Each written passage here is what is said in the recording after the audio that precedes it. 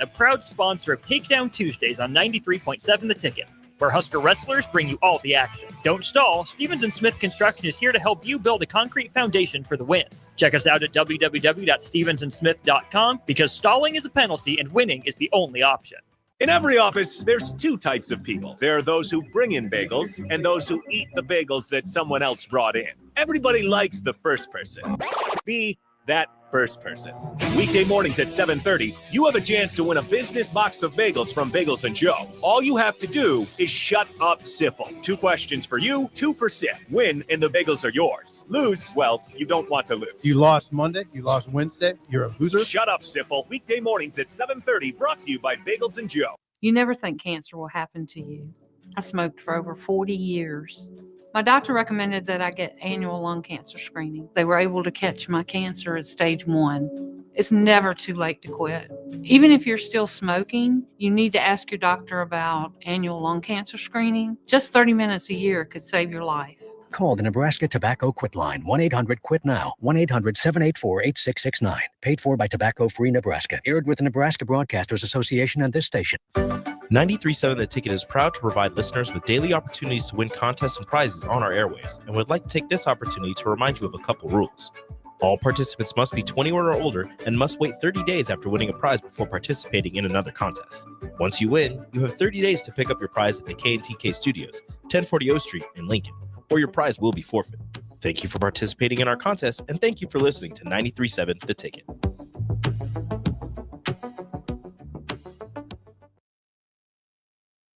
Coming at you live from the heart of Lincoln, America. This is the Don't Punt Hour with former Nebraska receiver. Throwing over the middle, completes the pass. He's got speed to the end zone. Touchdown. 45 yards. And return specialist. This time he beats the kicker and one more. DeMornay Pierson-El. Not only does the sideline have confidence in Pierson-El, but Pierson-El has confidence in Pierson-El. On 93.7 The Ticket and theticketfm.com.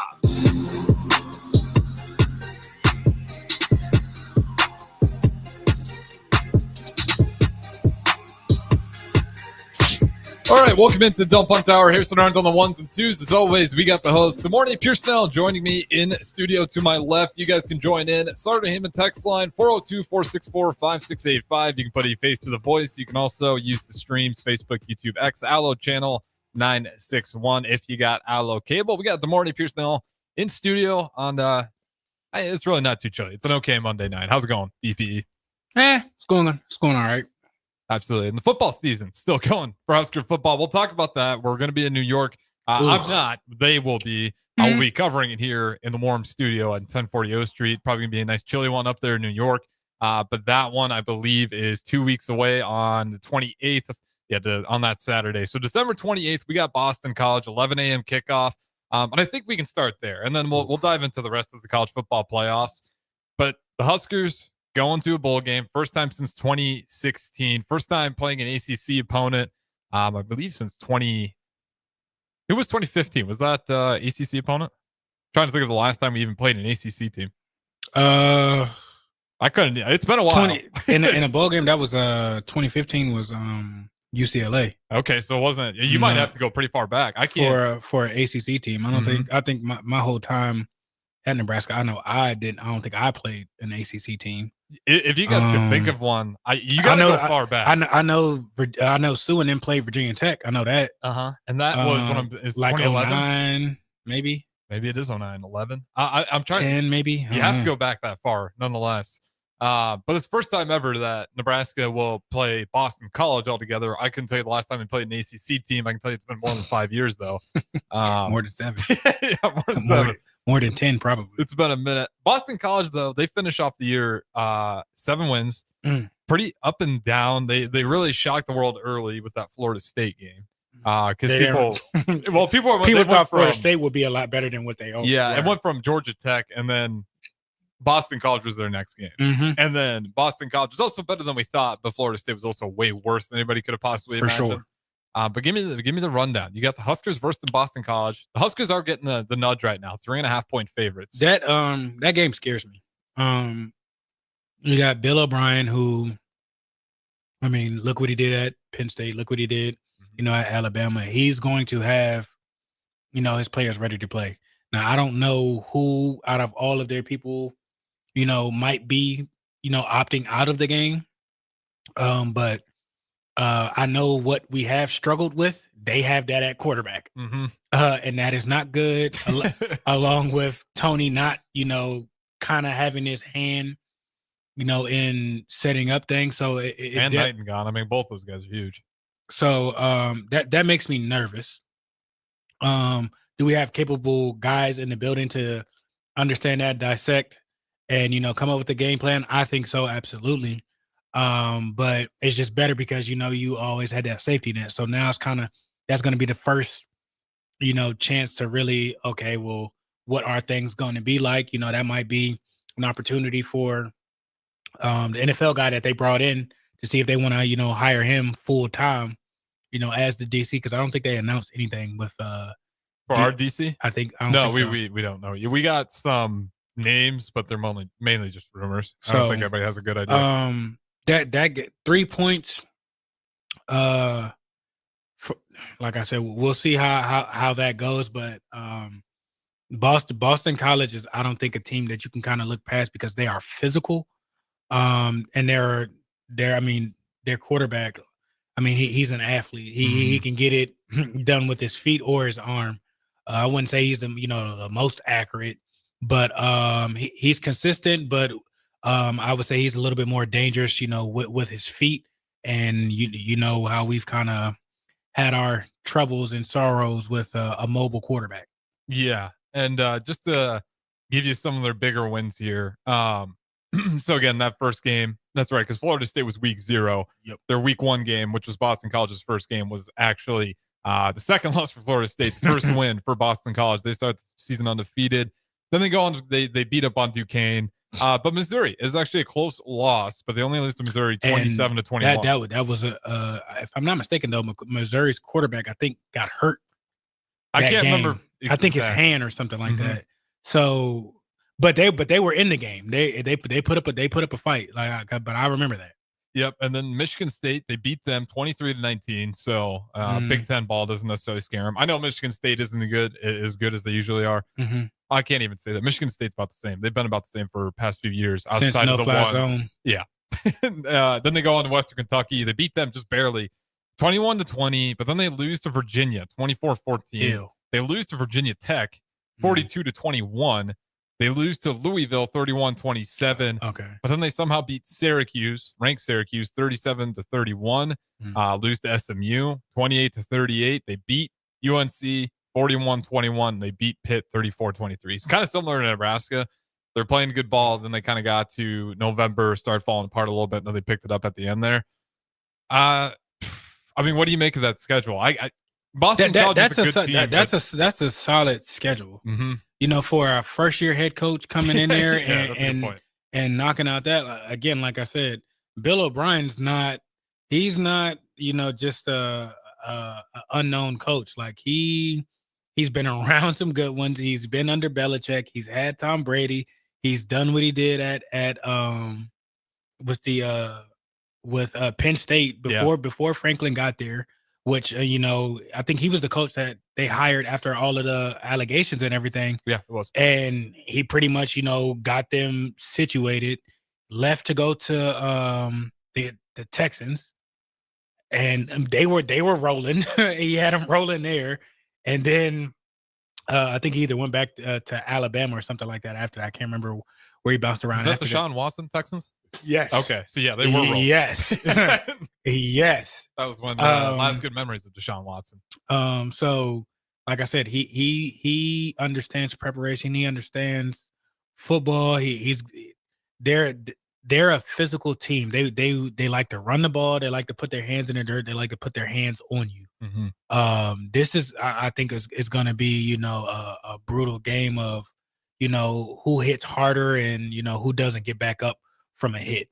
Type of game. And like the few games I caught watching them, like that's the one thing that sticks out. They're a physical team, including their quarterback, and the QB run, for whatever reason, has been the one thing that's kind of killed Nebraska at times. To your point, like even with guys that aren't necessarily incredibly athletic. Like we saw Luke Altmaier look like just a 5-star athlete out there at times because I wouldn't say 5-star, but well, enough stars to get to beat the edge. A nice dual threat. Than what he was. Yeah, just enough to beat the edge. But a lot of that's easier said than done when the contain isn't very good. So a lot of that, like when you get a quarterback who's good at recognizing when the defensive fit isn't there, when they realize like you're just not respecting the QB's legs, like he's gonna take advantage of it. And if you're not good at tackling, like he'll go out there and even try to break a couple tackles if you're not going to wrap up on him. So this one for me is a coin flip. The good news is Emmett Johnson's back. Like that was a real scare. Thank God. But that is always with the portal today. So I think some guys, and I don't know if this is what happened. This is just my assumption. Some guys go out there like, let me get a price check. And then they get the number. And that's what my market value is at. And now they can kind of come back to the table. I mean, like I can get this if I leave, or you can just match me and I'll stay. It might have been just pulling, some bluff. It could have like, been. hey, you're not gonna leave. Okay. All right. Oh, okay. I don't know what the situation was. I'm glad they got it figured out. Yeah. But I think that would have been a huge blow for next year. I think he is definitely a staple in the offense. He better be. I mean, I swear to, if we do the same thing we do, I don't think we are. Every year we find it back, we enter the next season with some different guy. But Dana, he's not with no foolishness. I agree.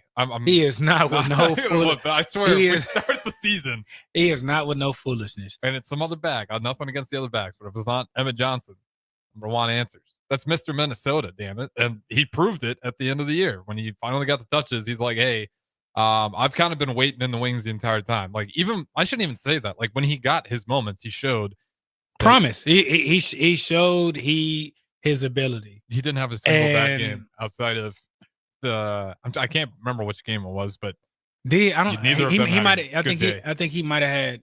Did he fumble? I think one time this year. I think maybe. I don't know if he did. I think Dante. I know for a fact he did. I don't want to put that on him. Either way, the fumbles were pretty good by the running back room. Like we barely for Daldo as well. He put it on there a couple more times, but for the most part, wasn't a big problem for either of them.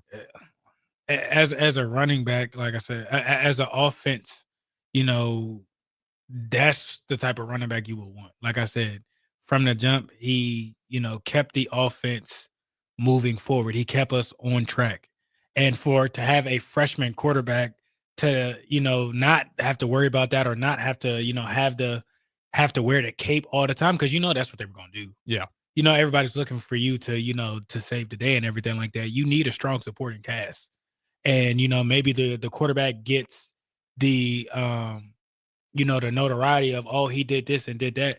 But when you watch a film and getting evaluated by people at the next level and everything like that, those type of guys, the Emmett type of guys, show up with the offensive line, was doing and everything like that, showed up what, those tight ends mixing in and mixing out what they did, show up that when Dana started calling stuff and people started playing consistently, and you did what you were supposed to do and everything, got and looked how it needed to be, that's what the next level scouts are looking at.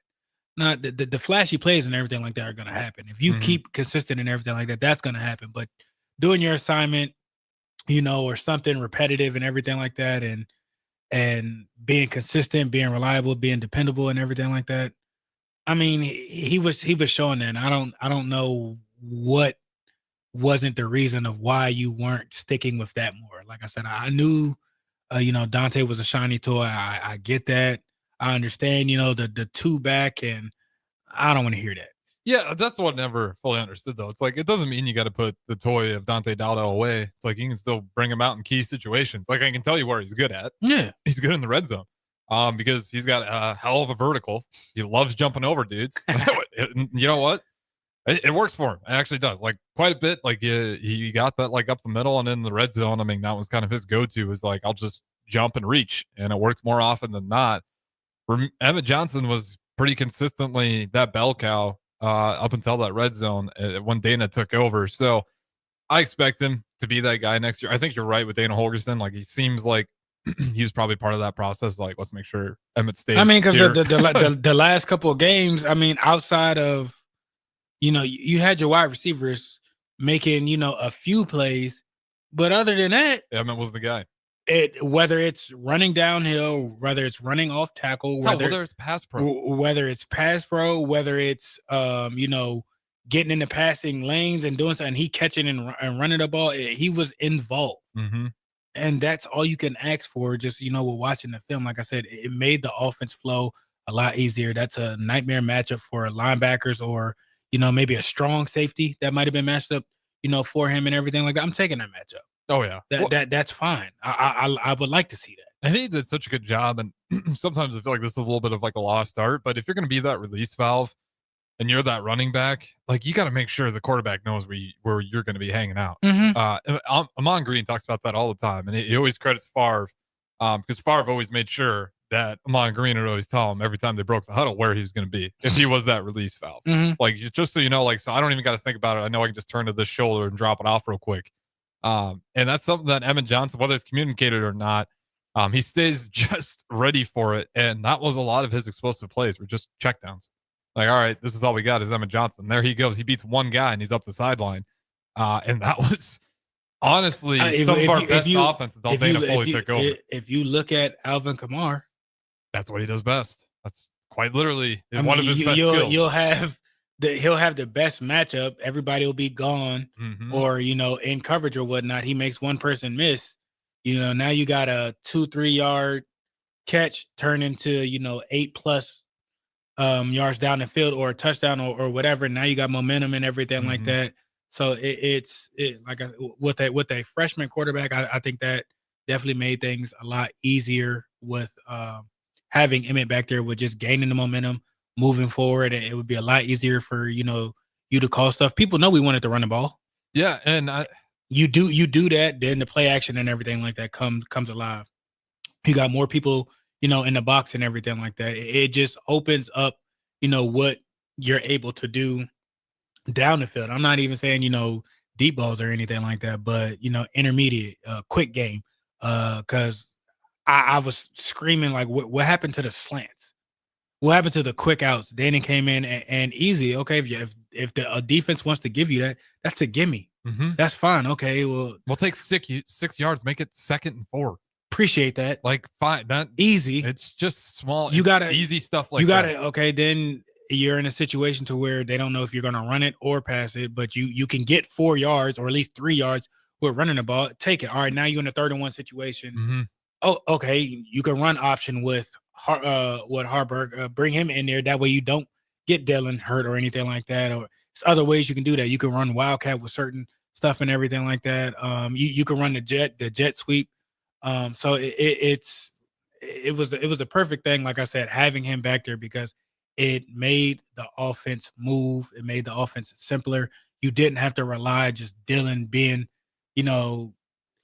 Superman every down, every. Mm-hmm. I didn't want to see him. It was going to be the reincarnation of Adrian's career. Quite simply, I mean, Adrian. That's what we did to the guy. I respect the hell out of him for it because he took a lot of wounds from it. But I mean, we quite literally said, "Here's your cape, go be Superman and win the game." But I mean, his freshman year, he had dogs. You had JD, you mm-hmm. had Stan, you had Divine in the backfield. And what happened with the years after when those guys were gone and he was just supposed to do everything? Go make something happen. it was hard to come watch. on, show pony, show us.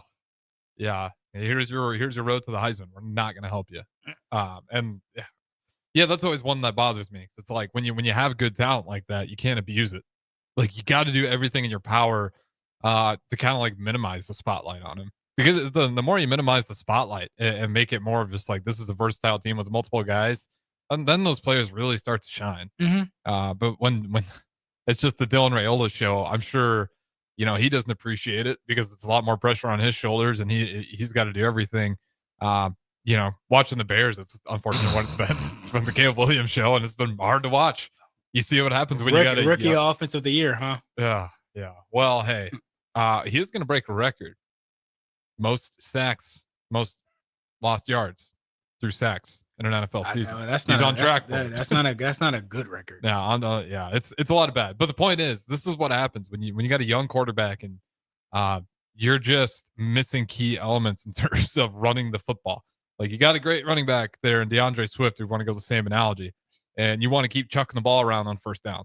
It's Like, let's make it second and manageable and help this QB out. Because then, like you said, second, third down becomes a lot easier. And if you want to take it to the extreme, you can become the Detroit Lions, where you going on fourth down so damn much, and you're that efficient at it that downs 1 through 3 are predictable because they don't know if you're even going to be going for it on fourth down. So, like, the whole thing about Dana, why I liked him a lot when he took over the offense, it wasn't anything crazy. It was just on first down, we just made the right simple play. It was simple plug and play. Exactly. And it looked right. Like, it looked okay. That's what you're supposed to be doing. You know, like, okay, it made sense. And I know, he was better of, you know, telling exactly, you know, why we're doing something. This is why we're doing this and everything like that. They want to play quarters and everything like that. All right, to get them out of quarters, you know, quick game. You run your double slants. You run your 2 or 3 man, you know, sets and everything like that to get them to change up or get them in a situation and everything like that. When they switch and become more aggressive and everything like that, okay, we attack this. And so it was strategic.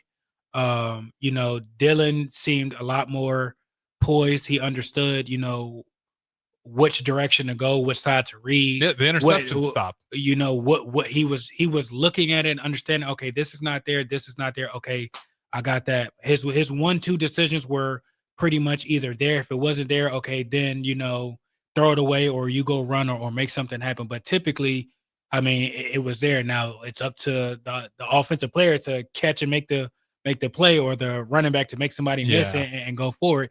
That's another thing. But that unfortunately was the Iowa game. Yeah. I was like, that's the latter part where it's like, now it's up to the player. And unfortunately, it wasn't just one guy. Yeah. It was a few offensive players. One guy, though, that did keep up his end of the job, Evan Johnson, showed up for the Iowa game. You could argue the best player along with Corey Barney, probably just because special teams, he had some, or maybe I'm mixing it up with the last game. But either way, Emma Johnson was a solid factor in that game. For sure. Just keeping us in rhythm versus a really good Iowa defense. He was still finding ways to break tackles and have a good day. So, yeah, I mean, it all just kind of circles back around to the Husker football.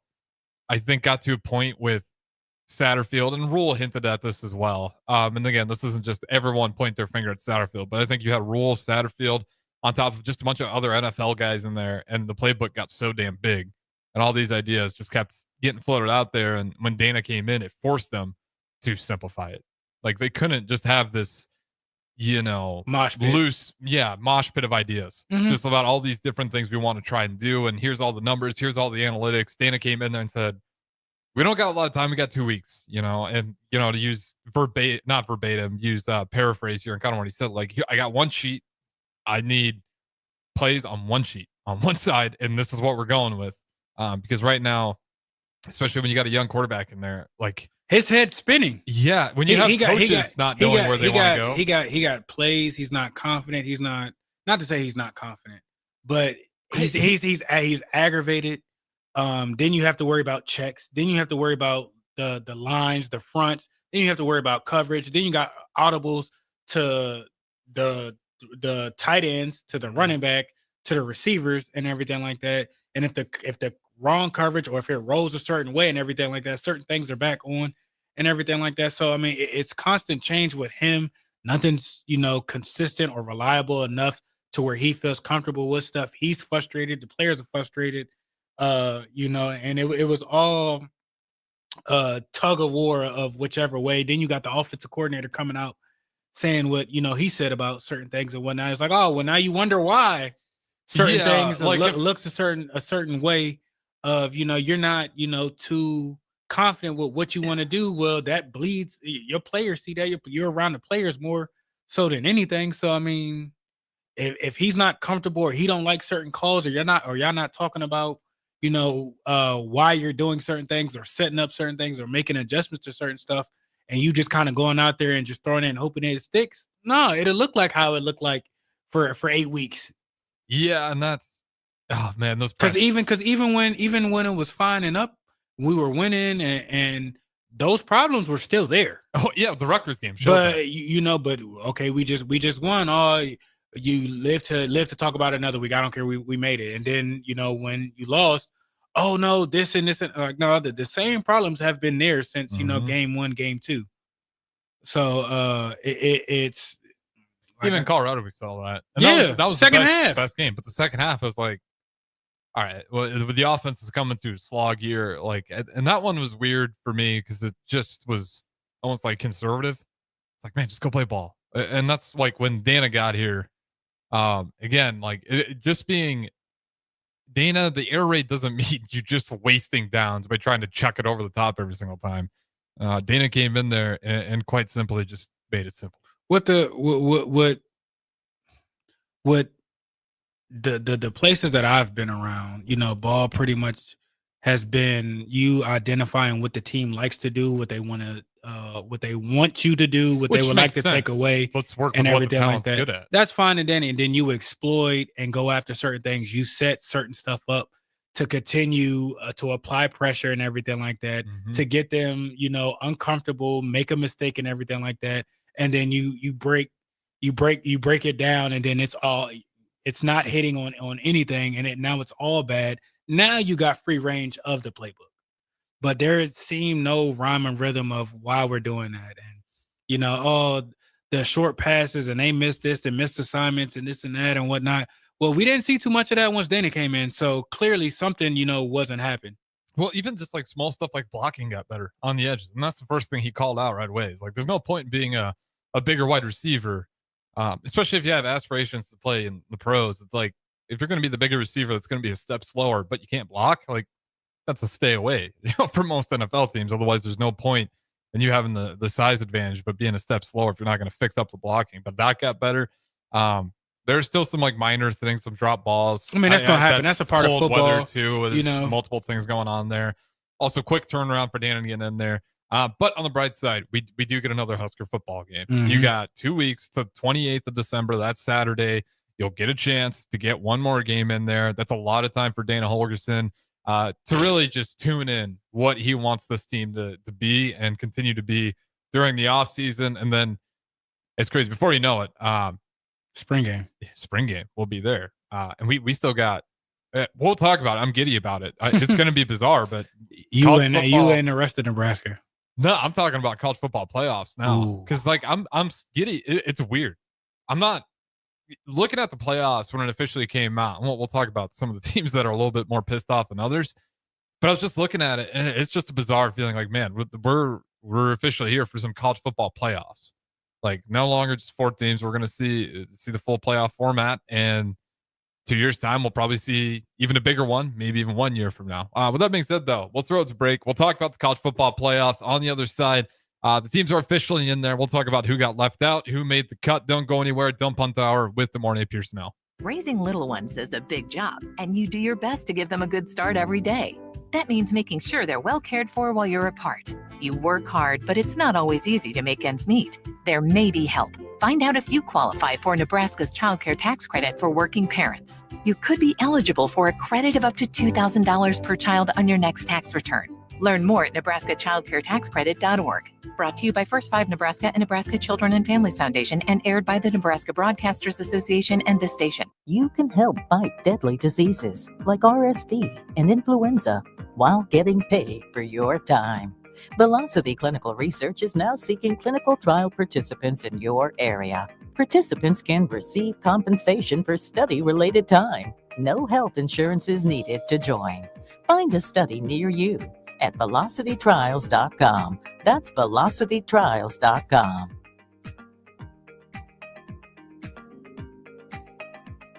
Ryan, with all this red and all these people around, I'm still not seeing the tailgate. Todd Spidell, former body shop owner, terrible driver. We're getting close. Now, did you know with 3 locations in Lincoln and hundreds of years of combined technician experience, we can get Husker fans back on the road even quicker and safer after their tailgate mishaps? Oh, Todd, turn left right here. Left or right? Left, right here. Right? Well, you wait for the tow truck. I'm getting a hot dog. Well, I guess while I'm waiting. All right! Most recommended! Eustace Body Shop!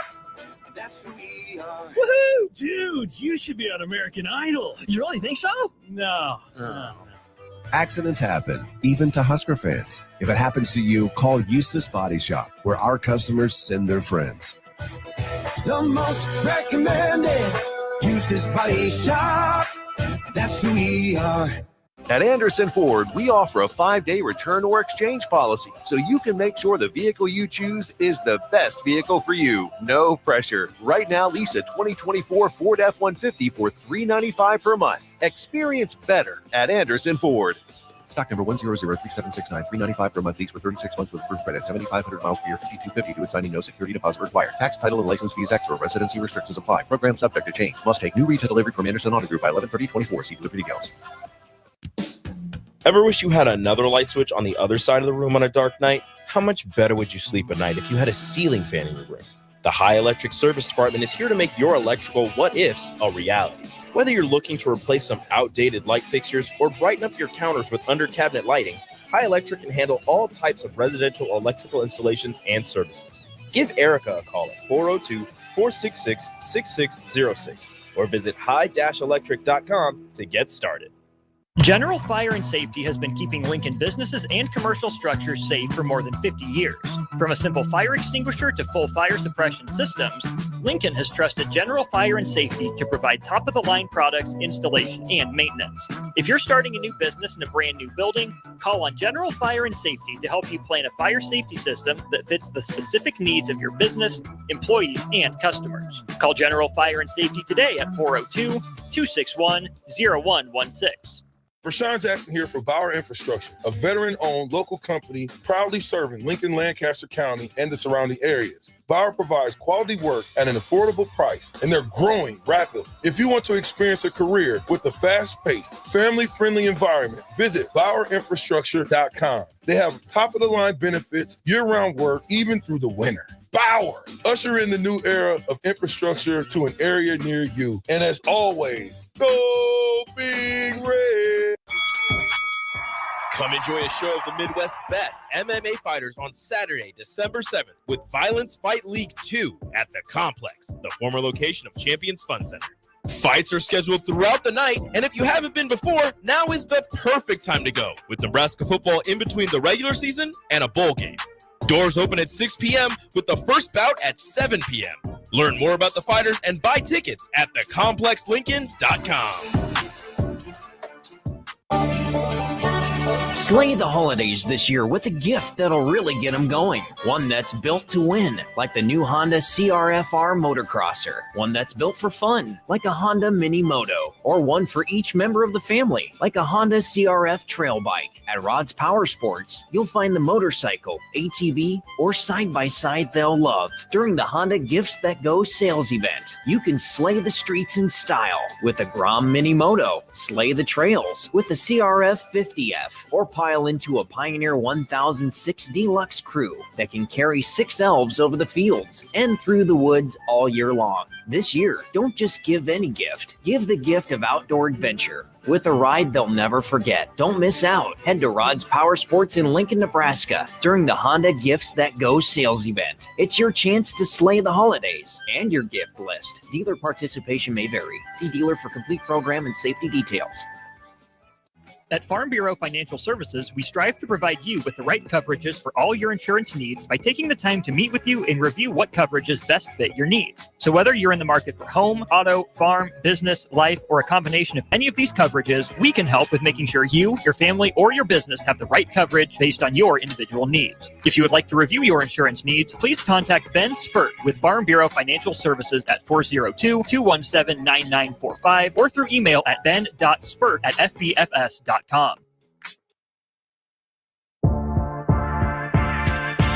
This is the Don't Punt Hour on 93.7 The Ticket and theticketfm.com. Here is your host, DeMornay Pierson-El.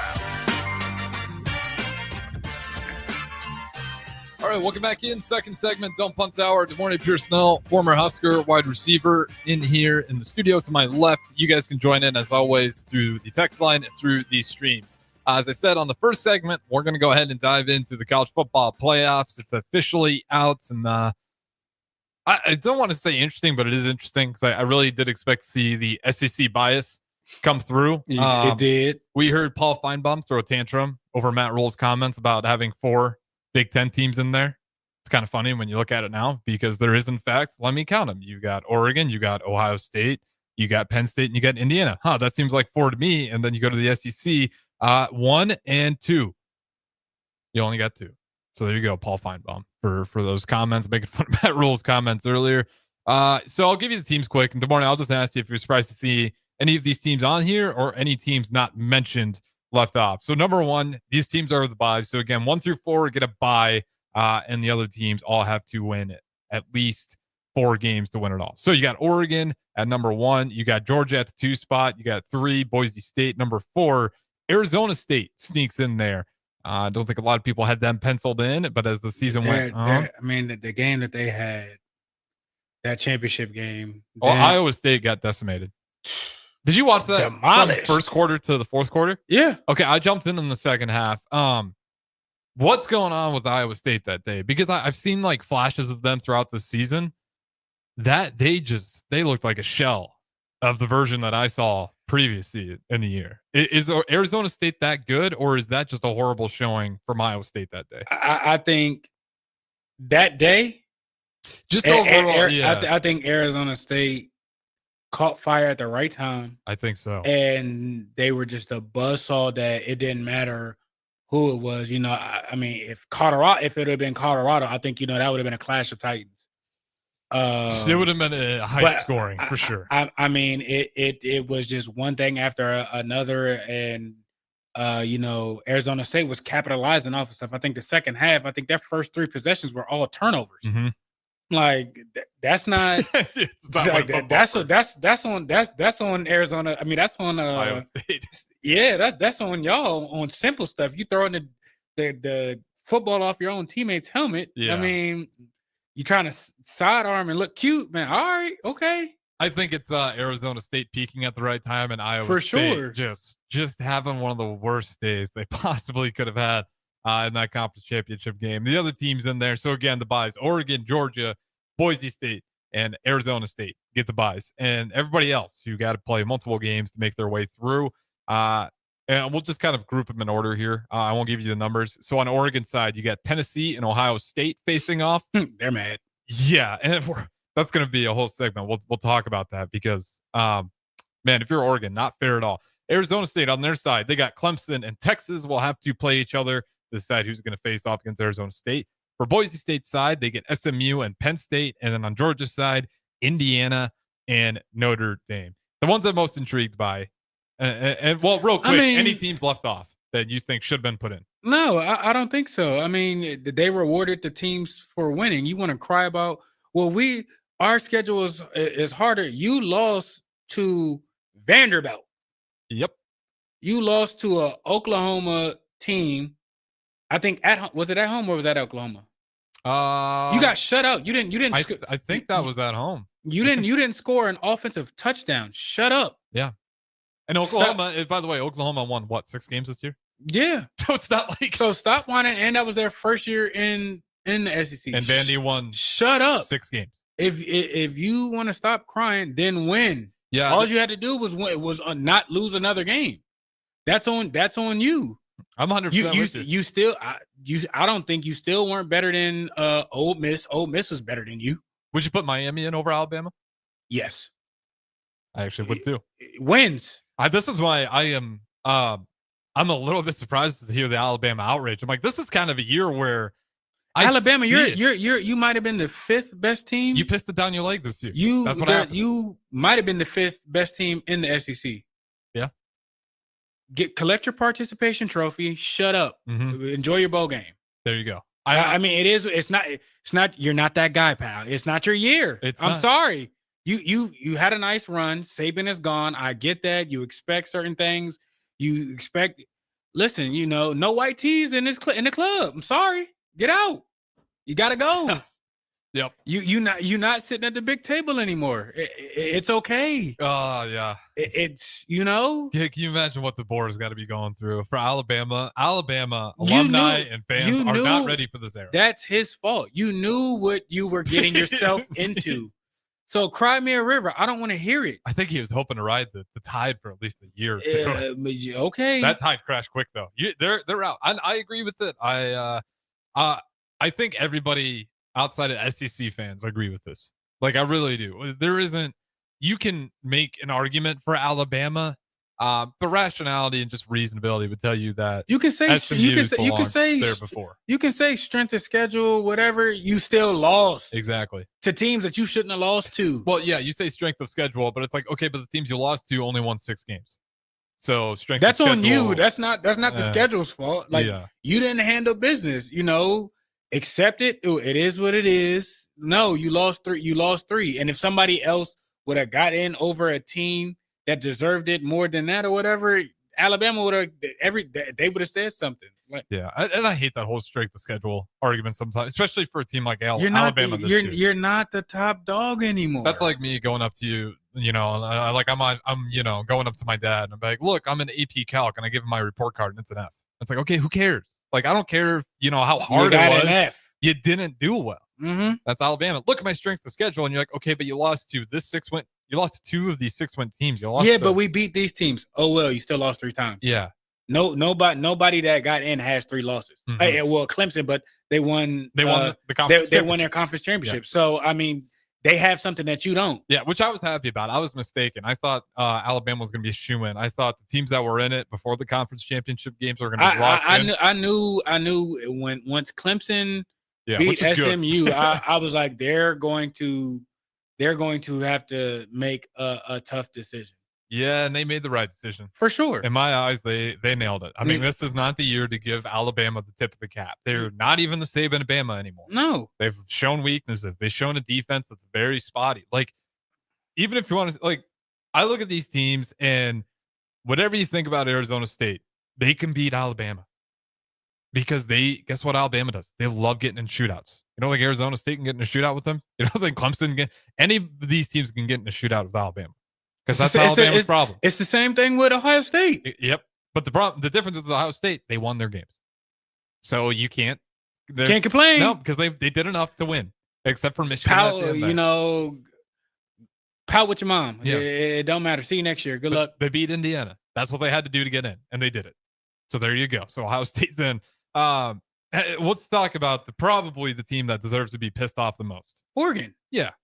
I mean, what a reward. The thing about what I don't like that the committee did, like, just about each section has, an SEC team in it. So you got them spread out to kind of divide and conquer and give you probably, the strongest chance to maybe bring, a conference title back to the SEC. I mean, I wouldn't have been mad with an SEC matchup, early on. I don't think, Notre Dame should have been ranked higher than Ohio State. Notre Dame always pisses me off. Like their non-con crap drives me up a wall. I get that they won and everything like that. 1, you don't have a conference championship. 2, the teams that you play. You beat Texas A&M at the beginning of the year. That's your best win. That's the best one is Texas A&M. Early it was the first week. You have the worst loss out of all teams. Exactly. The worst. So I don't care if it's 1. You have the worst loss. That's bad. I hope this Notre Dame bias goes away. Because they and that's what the whole thing. They're gonna have to join a conference. You can't keep the independent thing because the non-con schedule is a joke. They're gonna get in every year. Why wouldn't they put them at 8, 9, or 10? I mean, realistically, yeah, if y'all get into a conference, you get a conference championship and everything like that, you'll get a higher seed, but you can't get rewarded with a high seed, honestly, not playing, strength of too strong of a team. Like, you get moved to the back of the bus. Well, this is what your climb to the top should be a little bit harder because you got to prove it. And this is what I don't understand this about Notre Dame at all being at 7, because with Notre Dame, you look at their strength of schedule: Army, Navy, Texas A&M. Who does Army play? Nobody. So they were ranked. I don't care. They don't play nobody. And the worst, they lost to NIU. They're cadets. And they're trained for something. They're supposed to, yep. You know what I mean? You coach them, you give them, the right football coach in there and whatnot. How many football coaches do you hear coming out of Army really doing something? Exactly. Not too many. And then it's a partition. It's a It's not even. Come on now. So we got to throw the break here. But so Notre Dame's 7, right? And they haven't played anybody. That's my point. Indiana's at 10. Sure, Indiana hasn't played anybody either, but at least they're playing Power 4 teams easily. And their only loss is to Ohio State, not NIU. So I get neither of those teams would have got the bye, but the fact that we're this whole, as we wrap up the segment here, the whole point is this still needs to be reworked. They're in the same ship. Yeah, they're in the same ship, except Notre Dame's is even more sketchy to me. For sure. And the fact that they're ranked ahead of Indiana, I know it wouldn't change much, but to me it just says like that this whole ranking thing's still pretty SEC damn heavy. Yeah. They still found a way. And they were pulling teeth trying to figure out, man, SMU really pissed them off. They wanted to get Alabama in there. I can promise you that much. But no, Alabama was left out. That's a victory for everybody who's not a part of the SEC. All right, we'll throw it to break. One more segment on the other side. We'll probably continue on the college football playoffs. Don't go anywhere.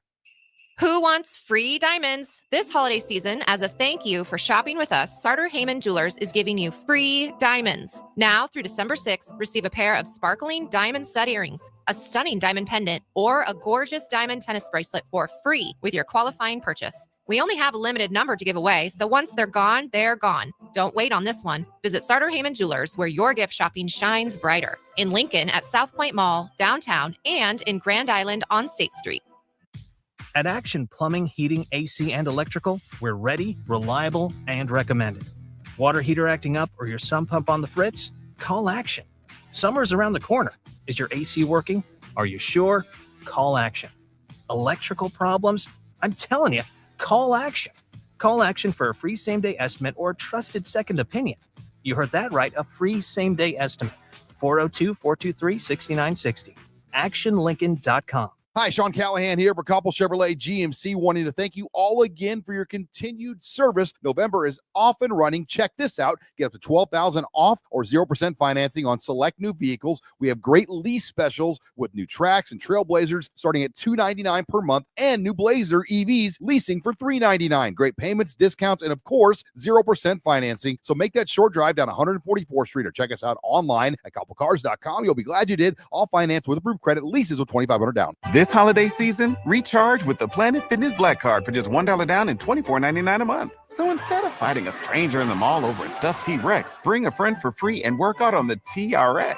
Instead of freezing in line for a lame holiday deal, relax in the Black Card spa with some hydro massage feels. Instead of being trapped at your in-laws, escape to any of our 2,600 Planet Fitness locations. Sign up today for the Planet Fitness Black Card. Just $1 down and $24.99 a month. Deal ends Friday, December 6th. See Club for details. Rashawn Jackson here for Bauer Infrastructure, a veteran-owned local company proudly serving Lincoln, Lancaster County, and the surrounding areas. Bauer provides quality work at an affordable price, and they're growing rapidly. If you want to experience a career with a fast-paced, family-friendly environment, visit BauerInfrastructure.com. They have top-of-the-line benefits, year-round work, even through the winter. Bauer, usher in the new era of infrastructure to an area near you. And as always, go Big Red. Things that impair you come in many different shapes and sizes. Some are the shape of beer and liquor bottles. Others look like cigarettes but aren't cigarettes at all. These are the things we know impair us, the things our parents warned us about. What we're not always aware of is our new prescription or the over-the-counter medicine we picked up just for allergies or a bad cold. See, it doesn't just matter how much of a substance you take. If you are impaired, driving is deceptively dangerous. Don't drive impaired.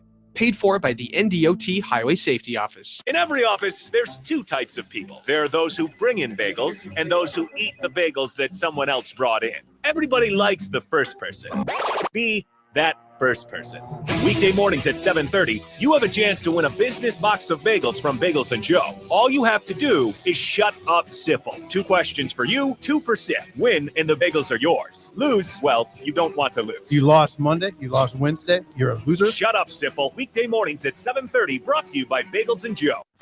93.7 The Ticket is proud to provide listeners with daily opportunities to win contests and prizes on our airwaves, and would like to take this opportunity to remind you of a couple rules.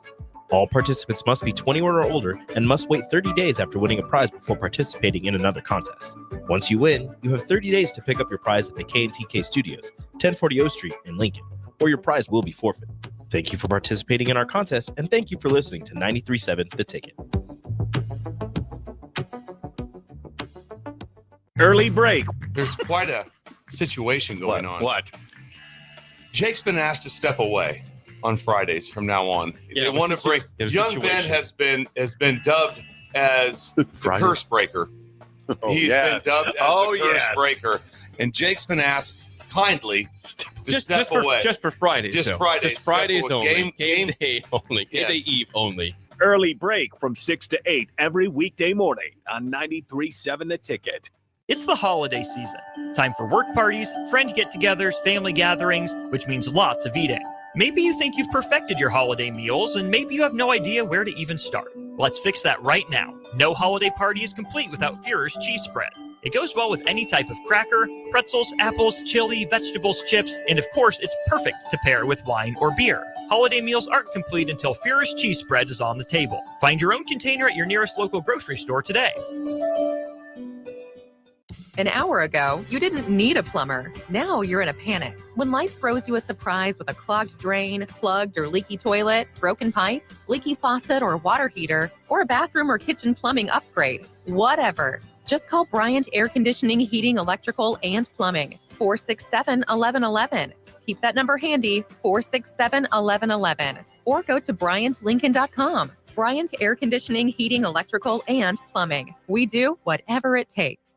Empower a child today with the Teammates Mentoring Program. Hope is only a conversation away when you choose to share your talent, time, and heart with a child. Together, you can build a relationship based on strengths and chart a brighter future, 1 week at a time. Find out how you can be a mentor by visiting LincolnTeammates.org. Become what you needed as a kid by joining the Teammates Mentoring Program today.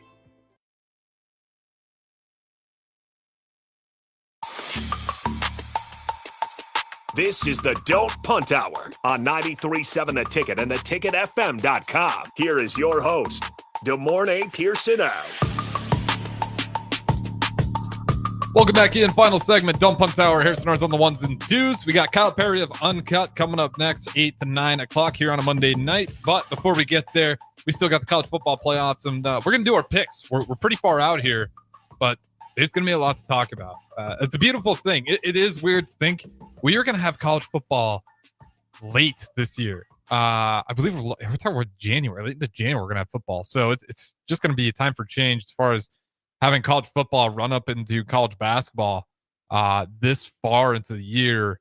But that's going to be a staple. And who knows, if this thing keeps expanding, we might have college football go pretty close all the way up until we get to March Madness. But let's do it. Let's go ahead and just go through this bracket here, and we'll give our picks. We'll start with the number 1 seed. We'll start on the number 1 seed side. Number 9, Tennessee versus number 8, Ohio State face Oregon. Tennessee. I got Tennessee as well. Moving on here. Number 12, Clemson, and number 5, Texas. Texas will face off against Arizona State. Number 10, Indiana versus number 7, Notre Dame. I got Indiana. I got Indiana as well. They will face Georgia. SMU versus Penn State. You got them Dallas Mustangs headed up, north to Pennsylvania. They're gonna I got Penn State because of the element. Yeah, there's some cool and it's at home. Okay, so Penn State knocks out one horse. Then they move on to the next horse. They got Boise State, and we'll snake round this thing. So Penn State, Boise State. Penn State makes it to the Final Four. Georgia versus Indiana. Georgia. Yeah, me too. Okay. that one's I want the Kurt Cignetti tour to keep going. I want them to beat Georgia, but that's a tall order. I will say though, the most important thing for me with Indiana, beat the living crap out of. But we've punish them for we've seen Georgia struggle and go to 6 or so I don't that one versus Kentucky too. It's not like we're talking about so that could be. That can be some trouble. I think if Indiana does lose and Notre Dame goes, I think Georgia beats the brakes off of Indiana. Off of Notre Dame. If Indiana goes, I think it'll be a little bit of a closer game. Yeah, I was talking to Haas on this on Sunday. That was the show right after it came out. And this year, what a great year for the playoffs because there is no true team this year. There's years past where either it was you clearly knew who what was, but Georgia hasn't looked like Georgia. No. Bama ain't looked like Bama. Fools go with Ole Miss. Oregon beat Wisconsin by 2. Just for Nebraska of all teams to blow out Wisconsin. So what does that say about Oregon? That they pulled Georgia the same way Georgia played Kentucky. Like all these teams are not consistent. Mm-hmm. They're winning more than often than not, but they've all had close scares. Alabama, the biggest whiners so far this year, really wanted to win. But again, it's like Crimea River. Yeah, you when you're talking about the playoffs, like we're talking about a few key moments that are going to decide whether you make it or not. Alabama, you had multiple bad moments. Beats teams you're supposed to beat. If you're Notre Dame, you're lucky with your non-con schedule, and NIU loss somehow doesn't affect you too much. So we got Arizona State versus Texas. Texas. Okay, so we have Texas moving on. Oregon versus Tennessee. I got Tennessee. I got Tennessee as well. Snake round. Tennessee versus Texas. I think that'll be a good game. I still got Texas. I'm going to zag on you then. Not because I disagree, but screw Texas. Tennessee makes it to the college football. Don't make it seem like I'm a Texas fan or anything like that. All right. I'm just going off of it is what it is. It is what it is. And you wouldn't be Texas as much as it kills me. We're talking about teams being inconsistent. Texas ain't one of them. They've actually been pretty damn consistent all year long. They ain't been one of them. They got a loss, but tough loss. Like fair, legitimate. Okay. We understand why you lost, but it's a good game. Okay, Georgia. We already picked that one. We got Georgia, and then we got Penn State. So Georgia versus Penn State. Who you got? I would like Penn State to pull it out, but I'm gonna go with Georgia. Like it's I don't think Penn State has enough has a strong caliber to climb that mountain or to chop down or bust a hole. No, James Franklin's axe tends to get a little bit dull. The leash that they're gonna try to put around Georgia gonna break that leash. Georgia gonna break that leash. It's dog's gonna be let loose. Yeah. That's for sure. You know what? Since these aren't official though, and give me the chaos, give me Penn State. I just think it'd be just for James Franklin to break through finally after playing SMU to Boise State, then to actually Georgia. Yeah. And then to prove all the doubters wrong. It's like, yeah, we beat a couple of the horse schools, but we also beat Georgia. And then they play Tennessee or Texas, really anybody on the other side there. And if they could pull that off, what a turnaround for James Franklin. Coach of the year if he does that. Man. Like to find a way, the Nittany Lions to actually never have to change course and always be just average and lose to Ohio State and Michigan. But now it's in still a system, got a natty though. Yeah, one's in the system where you can still get into the playoffs. Like it just would be really funny for me to see it work out for James Franklin and company if this would be the year they actually find a way through. But if I'm being realistic here, I honestly probably a Tennessee Georgia finish in Georgia. I'm gonna guess that they're probably the champions. You got Tennessee beating Texas? I do. Well, I got, as much as I hate to say it, I think it's hard to beat a team 3 times. Texas was right there in the SEC championship. I'll just real quick. I hate that mantra so much. I'm sorry. It's hard to beat a team 3 times. Because like you feel the other team, it's like, hey, don't worry, guys. They kicked our butts the last 2 times. It's the odds are on our side. It's like it's such a stupid mind game. I mean, you I'm trying to tell you don't really see it like that. It's all right. Wrapping up here. Shout out to Morty Pierson-El, the Longhorns fit. No, I'm just kidding. The former Husker. You know what? Pierson-El. I'm gonna choke you out. All right, uncut. Not even. Next. Don't go anywhere.